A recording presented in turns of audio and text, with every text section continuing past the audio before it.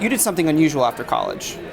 You started an independent bookstore at what was previously a bar that was auctioned off by the feds, and it had a brothel upstairs or something? It didn't end up getting auctioned off, as it turns out, but you're right. It was a drug seizure, basically, and they ended up putting it on the market in an unusual way, but yeah. It seems, and starting this independent bookstore is basically like the hipster dream. But then 15 years later, you were the number 2 at the CIA, living, your James Bond dream as sort of M of some sort of the United States CIA. How did that happen? When I was in the bookstore, I thought I could do it. This is really a humiliating story, but I'll nevertheless.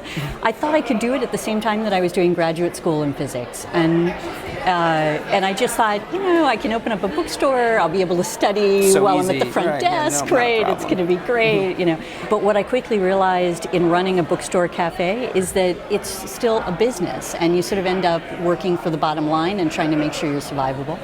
And so I thought, well, I remember going away for a weekend by myself and thinking, what do I want to do with the rest of my life? What is this? Do I want to open more stores? Do I want to do this? And the bank had sort of come back to us and said, you're doing well enough. You could start to do more Adrian's Book Cafes. And I decided I didn't. I didn't want to be a business person. That wasn't what I was interested in. I wanted to try something with the community.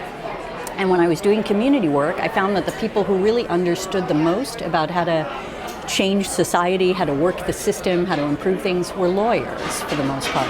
So I thought, well, let me go to law school and see what that's like. I'll learn how to change the system. Yeah, exactly. Sort of come back to, I went with the thought that I would come back to community work in many respects. And then when I was at law school, I remember, in one of those moments where you're in a classroom and somebody comes to talk and says, here are the interesting things you might do. It's still my first year, right? And I was thinking, I'm not really sure how I'm going to translate this. I don't really know what this means yet.